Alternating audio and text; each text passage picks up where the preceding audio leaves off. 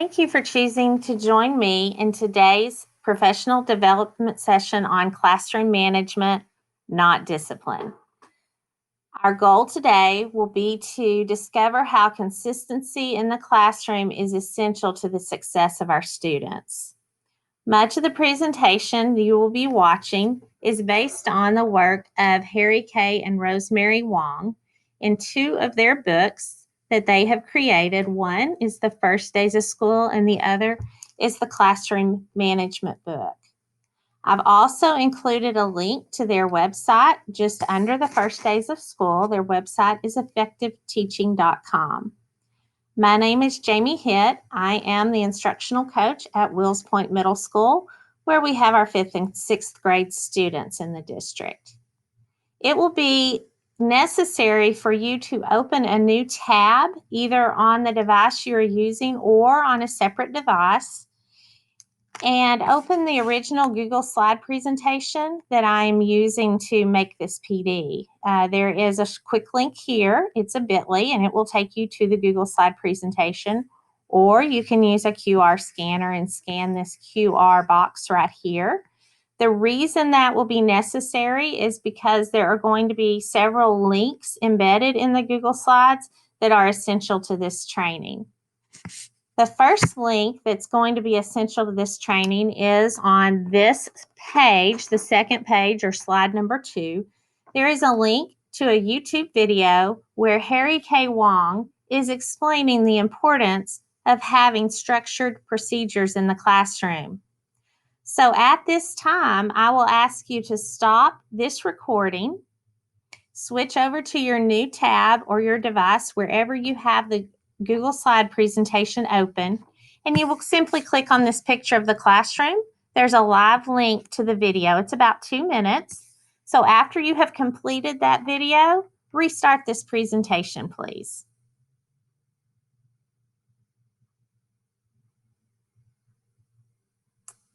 Okay, I hope you enjoyed that quick video with Harry K. Wong explaining the importance of procedures in the classroom. 2 important facts. Number 1, an effective teacher manages a classroom. And number 2, an ineffective teacher disciplines a classroom. The idea is that a well-managed classroom has little need for discipline. However, as you all know, there are times that we will need discipline in the classroom. Student achievement at the end of the year, which is our ultimate goal, is directly related to the degree to which the teacher establishes good control of the classroom procedures in the very first week of the school year. Why do we want a well-managed classroom? Well, a well-managed classroom is the single most important factor influencing student success, which is, of course, our goal for our students to be successful. Classroom management is what teachers do to organize students, space, time, and materials so that learning takes place. There are 4 distinct characteristics of a well-managed classroom. Students are deeply involved with their work, especially with academic teacher-led work. Students know what is expected of them and are generally successful. 3, there is relatively little wasted time, confusion, or disruption. The atmosphere of the classroom is work-oriented, but relaxed and pleasant. The key points we can take from this are a well-managed classroom is task-oriented, and a well-managed classroom has a predictable environment. Many of our students lack structure and they lack predictability in their homes, and they do operate best when there is structure and they know what to expect. Many of our at-risk students really need a structured environment in order to function well, and that's where our classroom management skills come into play. How to have your classroom ready? Well, before students ever enter the classroom, you will have done a lot in order to ensure their success. What will you have done? You will have planned and planned and planned some more. And really, there's no such thing as too much planning. You must be overplanned and still ready to adapt. We're going to go into several areas in which will fall under having your classroom ready. The following 7 slides will address those specific areas. Preparing your classroom, there are some don'ts that we want to avoid, and there are some do's that we want to be sure we have in place. Don't overcrowd, don't overclutter, don't overarrange, and don't over-decorate. Don't worry about having all of your learning centers complete. You will be spending the first few days of school investing in setting your procedures and getting those in place. You will have time to get those learning centers ready by the time your students understand many of your classroom procedures and you move on into the academics. You do want to keep the classroom neat and pleasant. You do want to learn the procedures for fires, tornadoes, lockdowns, and any other emergency which may take place. And you do want to make sure that your classroom is functional, including windows, doors, and lights. You'll want to maximize the use of your floor space. Once you've received your rosters for your classes, you will want to count and make sure that the number of desks and chairs that are needed are available. If you have broken furniture, this is the best time to get that taken care of before you have students in the classroom. I believe you will find at all of our campuses in Wills Point that we have administrators as well as custodial staff that are helpful. I believe the people that work at the Wills Point ISD work here because they want to see success in our students. And I think an open line of communication will ensure that you have what you need in order for your students to be successful. On the first days of school, it's important that the chairs would face forward because you do want the students' focus on you.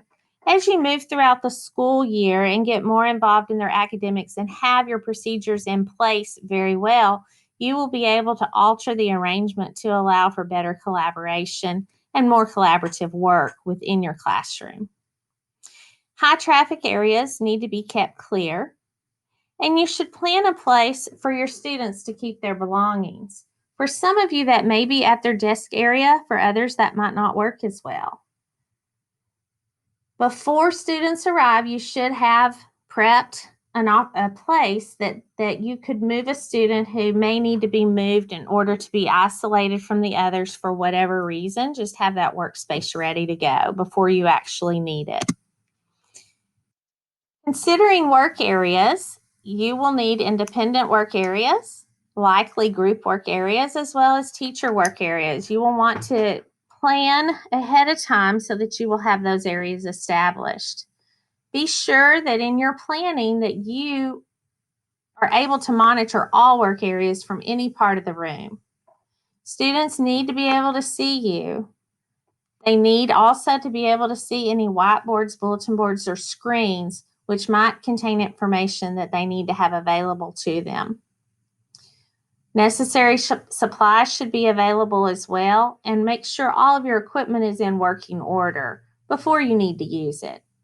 Some teachers choose to use containers to store materials and make those easily accessible to students. Again, that's probably dependent on the grade level, whether the teacher takes control of the supplies or if the student is expected to be responsible for their own supplies.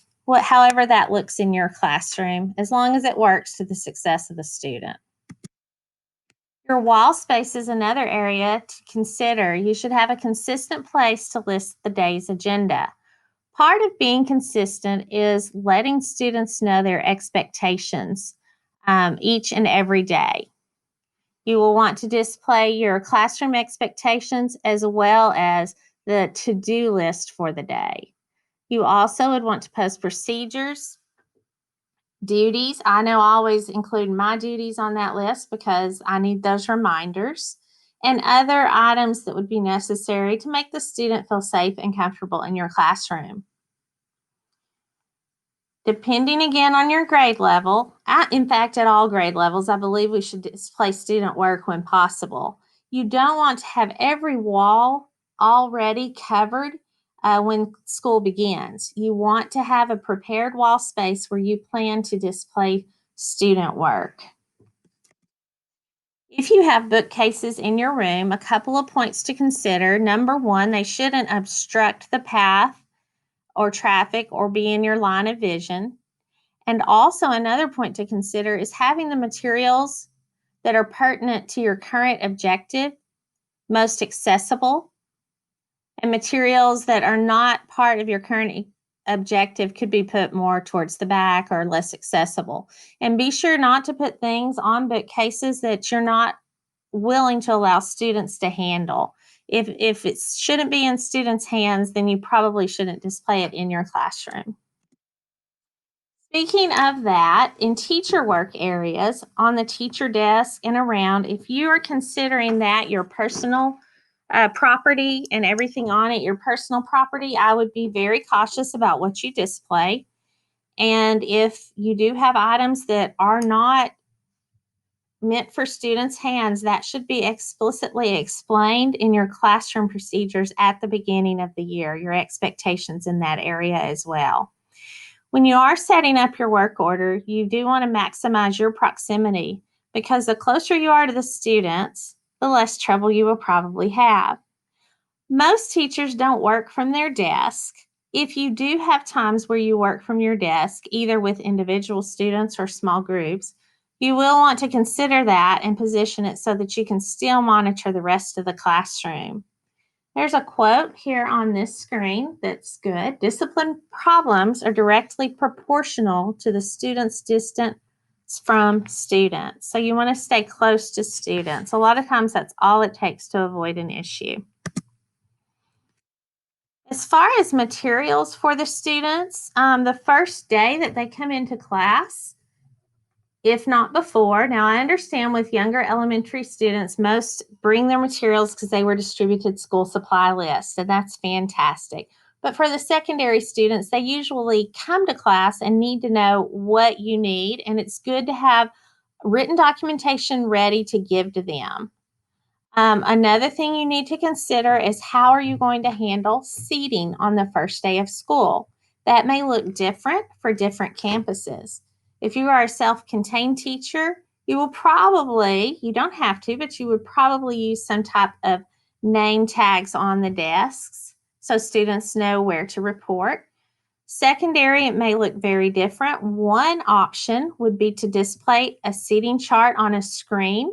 And as the students enter, while you greet them, you would explain to them to locate their desk by looking at the screen.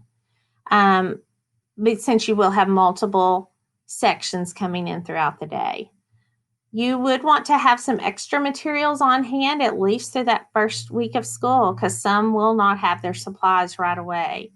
You'll need to be cautious and conscious of a way to organize your supplies. If you don't use something very often, put it out of the way. Electronic media needs to be set up before students arrive. Make sure you have all the outlets you need and be cautious of the wires as a tripping hazard for students and adults, anyone in the classroom. And most importantly, you need to prepare yourself. If you do bring valuables of any type to school, just know that you should be responsible to keep those in a safe location. You should also keep tissue, hand sanitizer, um, maybe paper towels, depending on your assignment. Optionally, of course, I always like to have some extra lunch money in case a student needed that. But those items I would keep somewhere where you're responsible for the distribution. Otherwise, you may not have any after the first few weeks of school. You'll also want to have handy a supply of forms that you will need for your daily school routine, perhaps attendance counts, lunch sheets, tardy slips, hall passes, nurse passes, and referrals, depending upon how your campus handles each of those areas. When students report to school on the first day, there are 7 main questions or main areas that they're worried about when they first get to school. Those 7 questions that worry our students are number 1, where am I supposed to sit? Also, who is my teacher as a person? Am I even in the right room? What are the rules in this classroom? What will I be doing this year? How will I be graded? Will my teacher treat me fairly? You must know the answer to all of those questions for that student in order to make them feel safe. Students learn best when they're welcomed into a safe, organized, and consistent classroom. And introducing yourself is step one in the process of building a relationship that is kind and professional. This is another place where you will be stopping this presentation. I have embedded a video. This is Miss May. She is a third grade elementary teacher. I think she's absolutely fabulous, and you will enjoy watching this video about why building relationships is important to her. This video is about 12 minutes long, so please stop this recording, and once you have completed the video, come back and rejoin this PD session.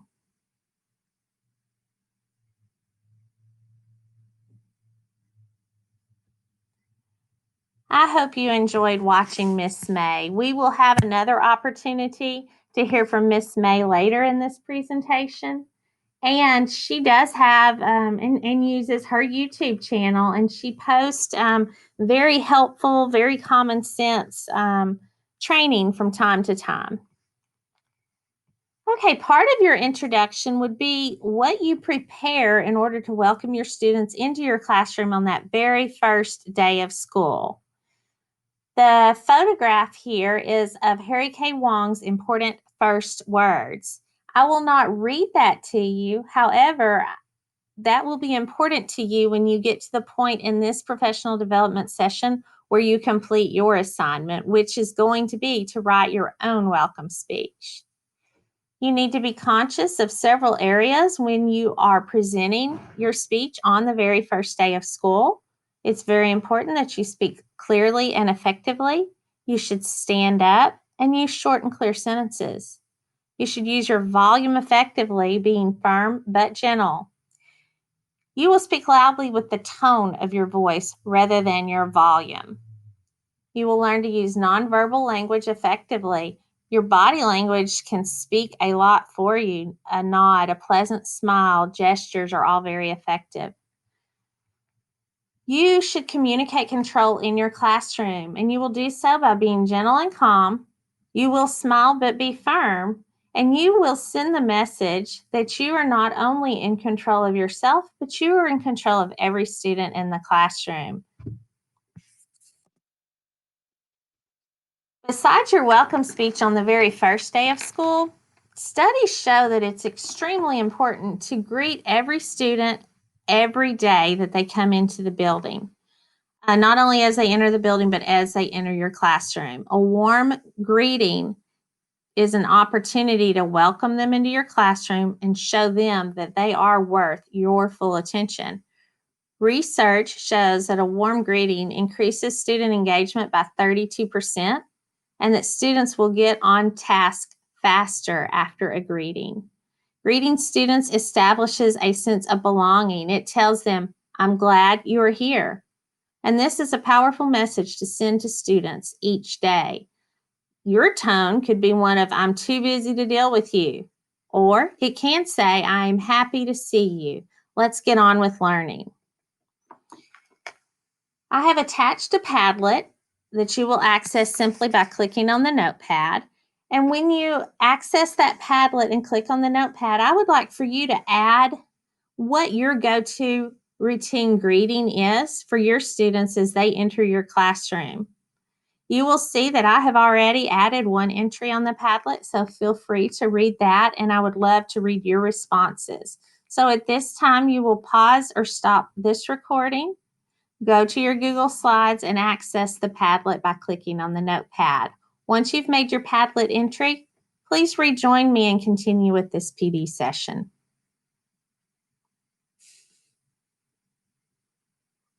I look forward to reading what you all enter on that Padlet and maybe generating some new ideas as we move forward. Okay, why must we teach classroom procedures? Well, first of all, we want to do what's best for our students, and having specific and clear procedures in place is best for our students. Secondly, and also important, is that behavior problems will be resolved simply by having procedures in place. Procedures have to be planned by us, implemented by us, and taught by us. And it's generally not a one-time teaching. It's generally to explain it, to model it, to practice it, and to reinforce it over and over. There are many, many procedures, and depending on your subject area, you may have many, many others. But there are at least 5 that every single teacher should have in place and should teach to their class beginning on the first day of school. Those 5 procedures to begin with are: number 1, what students do at the start of the period or day. Number 2, how to quiet the class. Number 3, how students ask you for help. Number 4, how papers or assignments are moved. And number 5, how students are dismissed at the end of the period or day. Now, the title of this professional development is Classroom Management, Not Discipline. And there is, in fact, a difference. We can look at the differences in rules and procedures. Rules are regulations that dictate conduct or action, and rules dictate how students behave. Rules have penalties and rewards. Procedures are a sequence of steps that are followed to perform a task correctly. Procedures are used to accomplish something. Procedures teach responsibility. Procedures determine how things are done. Procedures have no penalties or rewards. And again, there are 3 steps, maybe more, to teaching procedures. And they're taught just like a coach would coach an athletic event or a music director would teach a music production. We are taught, it is rehearsed, and it is reinforced. And continuing throughout the school year at any appropriate opportunities, there will be reminders and affirmations when procedures are performed consistently. You will notice that there is a list on the left-hand side of your screen, and those are just some other opportunities to set up procedures in your classroom. There could be pages and pages, but anytime you have an action, your classroom should have a procedure for following through with that action in order to remove any questions or any uncertainty that your students may have about it. You will see attached on this page, there are 2 videos. You've already met Miss May, who teaches 3rd grade. And the other video is CJ Reynolds, who is a high school literature and rap history teacher. I think both videos are very good and relevant, though Miss May's is geared towards elementary students and Mr. Reynolds is geared towards high school students. Each of the videos is about 20 minutes in length. You may watch both of them, or you may choose the one that you feel applies more closely to your position. So at this time, stop this PD, watch the video or videos, and once you have completed, please return and rejoin me for this session.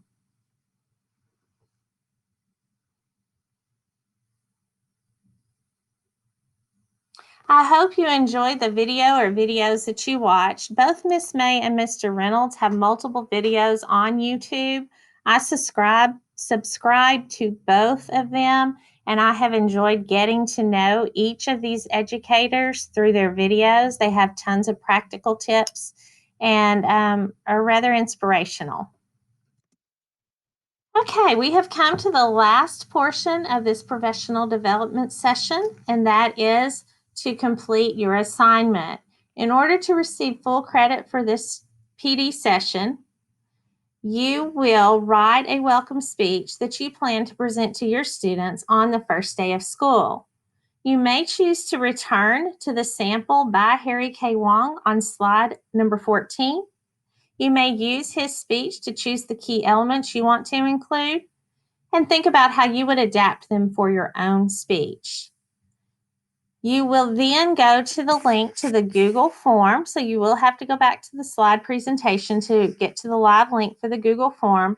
And on that Google form, you will submit your prepared speech in order to fulfill all the requirements needed for this session. Guys, I'm really glad you joined me for this professional development. My hope is that you gained something from it, which will contribute to the success of your students. I'm really looking forward to the coming school year, and I wish all of you fabulous success in and out of the classroom.